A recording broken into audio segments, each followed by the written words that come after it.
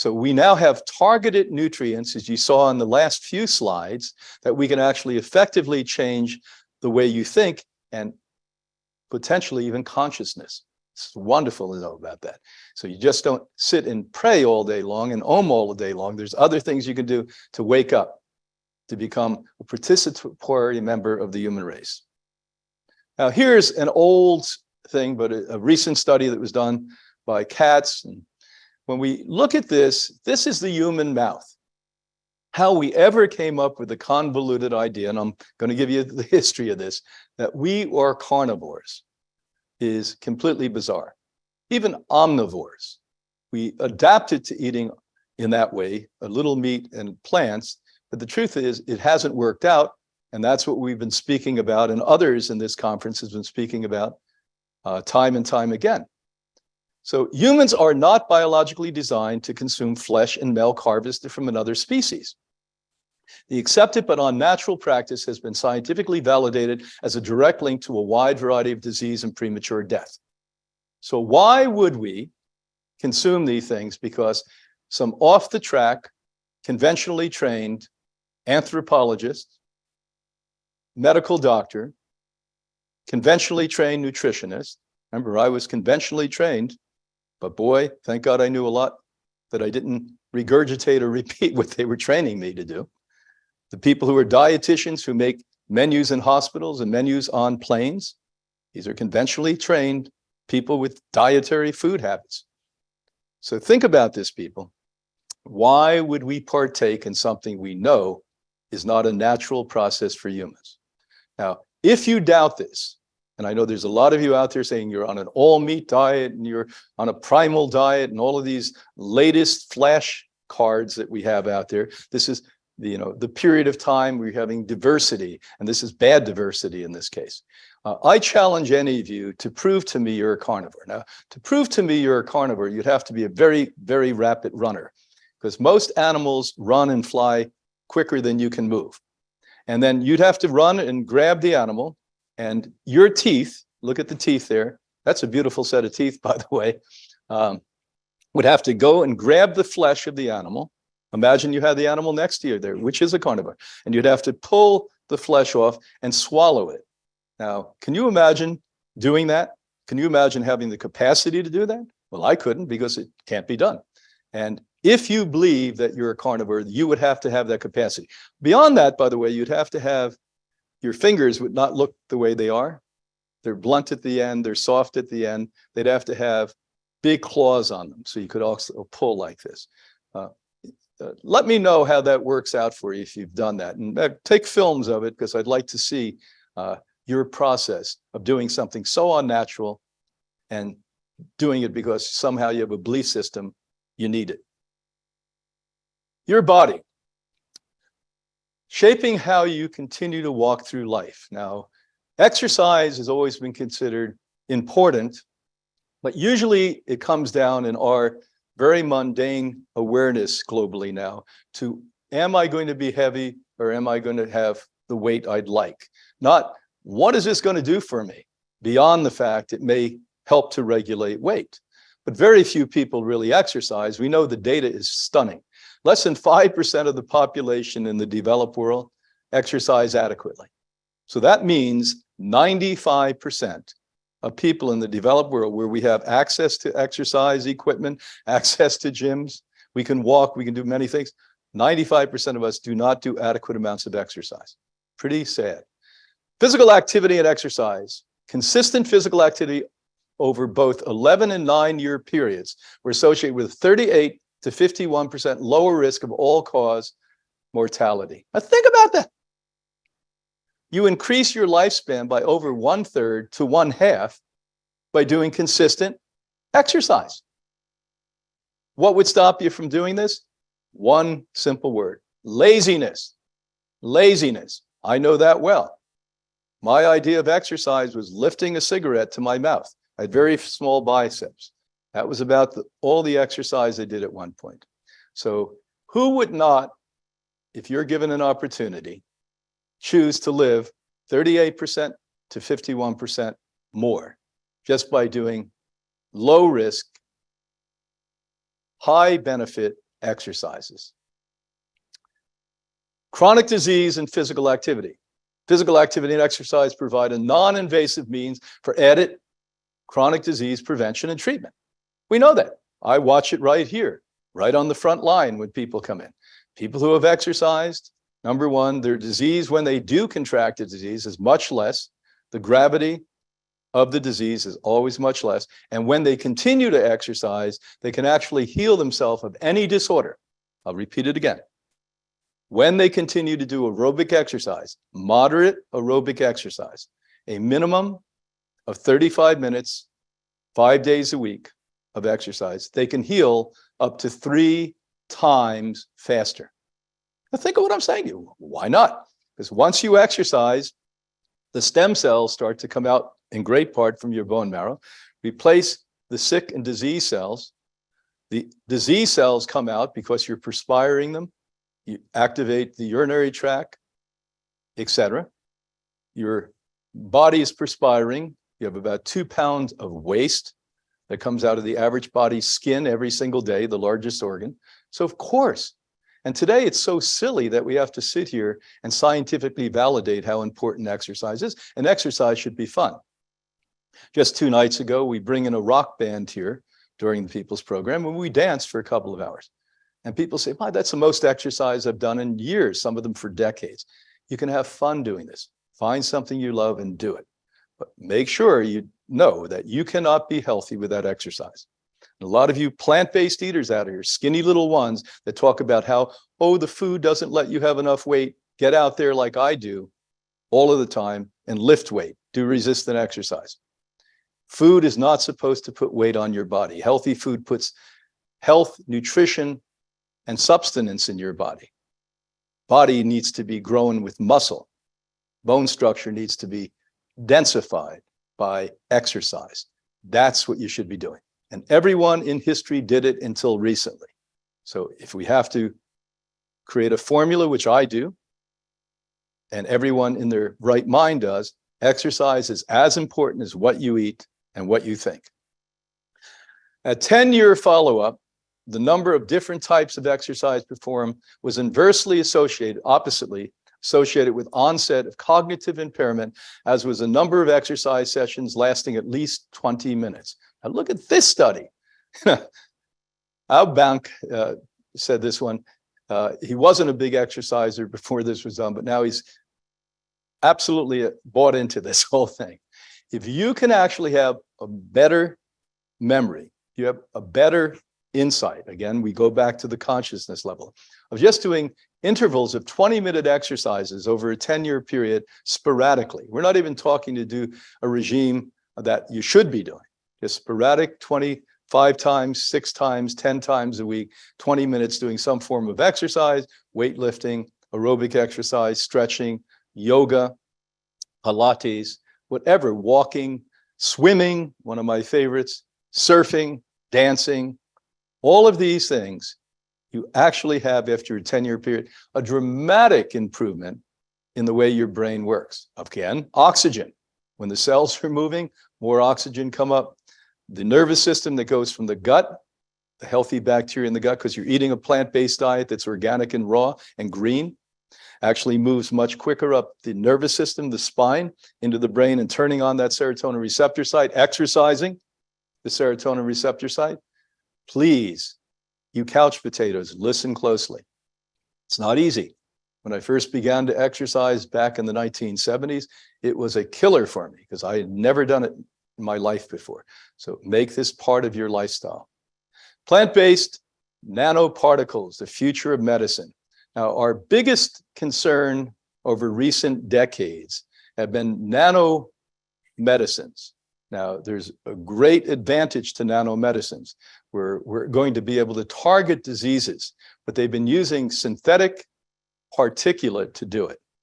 We finally got to the point where they've done amazing studies where this team of doctors just recently showed us that you can take plant and take them to microscopic levels, attach whatever we want to attach to it, and have it go through the blood-brain barrier and target it, the liver, the heart, the gallbladder, the spinal cord, whatever it may be. This is a remarkable move forward in the medical community, and I applaud them. But plant-derived nanomaterials used for treatments of disease and cancer. Now, when we do this in a way where we don't process and destroy the micronutrients, the elements in it, you're going to have a double whammy. You're going to be able to take those nutrients, and for instance, if it's in the heart, and we know that particular nutrients like zinc, like different elements, vitamin C, vitamin A, affect the heart. We can target the heart with plant-based nanoparticles. Congratulations, and boy, we're on the frontier of really getting this right. And I hope all of you are there to support it by living a lifestyle that is commendable and one that you represent the future of mankind. Your mind, to me, the most important. So we leave this towards the end, but this is the most important. If the mind's good, the life is good. Creating the best environment in your mind and with people from the community. Another thing nobody talked about until recently. So happy to see some of my colleagues in the research community discussing this. Isolation and mortality. This is the Royal Society of Medicine. It's a big deal over there. Now look at loneliness and look at all the different areas there and social isolation. Now why this is increasingly more important is our youth today are inherently socially isolated. That once we got into the digital electronic age, community went by. And what happened is that our whole life focus is now on a screen. The average Western child is looking at a screen between 6.5 and 7.5 hours a day.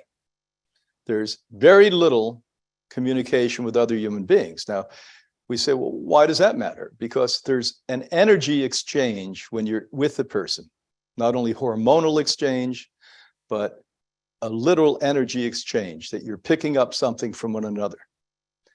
This interaction enhances the overall body and mind. And what we recognize now is that there's major death that's associated with isolation. You're going to see that it happens to young people actually more than it does to older people. So people who have been really lonely and isolated throughout their entire life, say you were a recluse as a teenager, you never made friends easily, you don't have a partner, you don't have a support system around you, can die actually on an average up to 15 years sooner than the rest of the population. I'll repeat that. So being lonely or sitting in front of a screen 6 to 7 hours a day, even if you have an international community on your social network, doesn't do it. You're not interacting with human beings as we have from the dawn of time. That chemical exchange is what we're talking about at this point. The support is what we're talking about at this point. The older you get, you're still going to die sooner, but not quite as much, because prolonged agony and isolation results in even greater death rates. Biological outcomes of mindfulness. Now, this is something my generation, the baby boom generation, talked about back in the 60s, and it was really funny. Dr. Benson out of Harvard was mocking us in a way, and he said, well, you know, this meditation and this Eastern stuff that you're talking about really doesn't work. And he did a deep dive into it and became one of the greatest scientific advocates for it and was one of the pioneers in it. He talked about the respiration response, so breathing rhythmically and inner focusing and getting rid of the noise. Well, now we know for sure that Benson and people before him, and certainly people thousands and thousands of years ago, who came up with the concept of prayer, contemplation, and meditation were right, because it improves the T cells. Again, go back to those generals, the killer cells, the big aggressors that come out and beat up the cancers and the viruses and the bacteria. And all studies increase telomeres. Now, telomeres are one of the common ways that we measure longevity.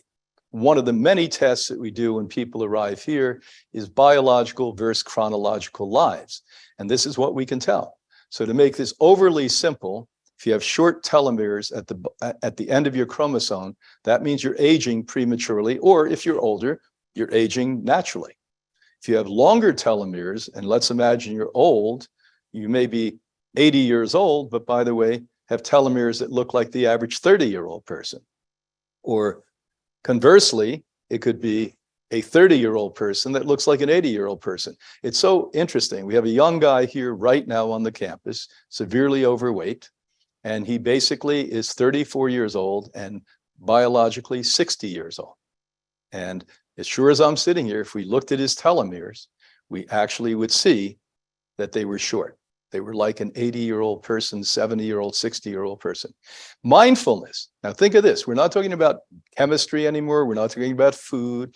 We're not talking about exercise. We're talking about explicitly and clearly mindfulness, quieting the mind, focusing the mind, increases the size and shape of the telomere and activate the T cell, the general, go out and fight the bad guys and the killer cells. Isn't that fantastic? So how important is it for you to spend 10, 15 minutes, 30 minutes a day on your own quiet, walking, contemplating, meditating, praying? All of it achieves the same thing. Very important.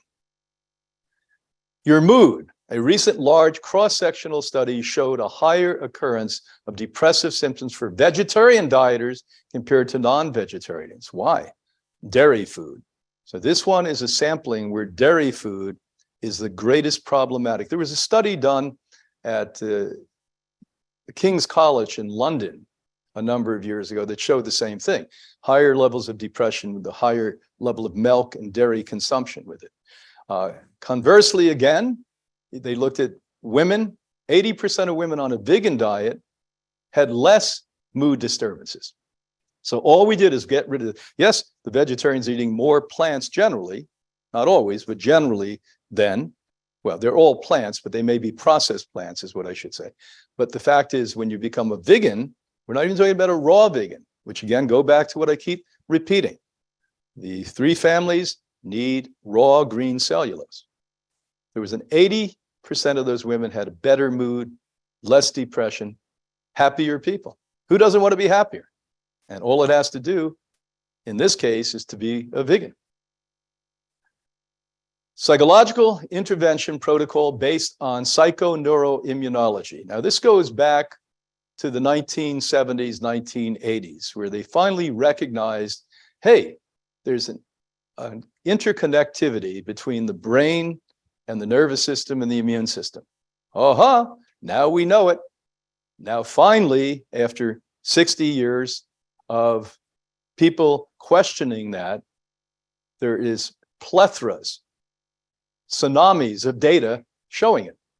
In this study, we found patients subject to PNI, again, psychoneuroimmunology interventions, a close correlation between the severe key immune markers, that means things that get the immune system going, and more evolutionary various clinical aspects of the symptomology. So a lot of jargon there to say that symptoms went away once we did psychoneuroimmunology.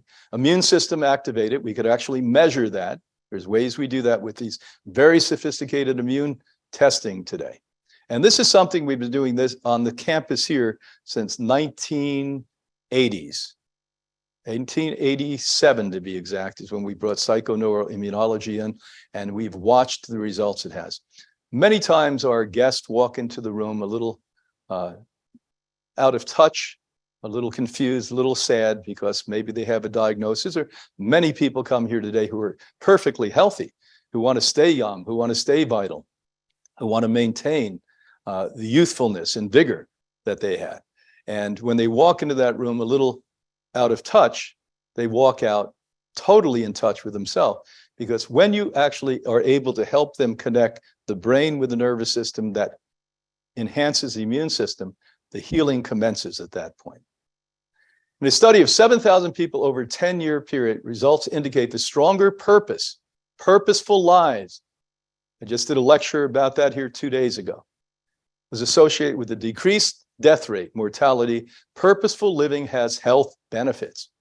So one of the things I constantly haunt the participants here at Hippocrates and in my books, my 31 books, is find your purpose. If you don't have a purpose, the next logical question is, why are you here? The next logical question is, why should you be here? Are you here to breathe air because you think you have privilege, that there's some reason that you're special? Well, the answer is you may be special, but the truth is you're not using your specialty. And your specialty is to find what you're on this earth for, what your contribution is. And when you find that, all at once you manifest this existence that's remarkable. You almost feel infallible, that there's nothing you can't do once you realize you can do what you love. And this purposefulness, I have a formula. P plus P equals success. Personal passion, purposefulness equals success. And so think about that as much as you would what you ingest, how you exercise, how you focus and do mindfulness practices. All of this makes a difference. And I'm here to say that there's lots of aspects in the puzzles, may have different pieces of the puzzle, but all of those pieces are just as important. You could have a puzzle with 10,000 little pieces in it. If one piece is missing, life is not complete.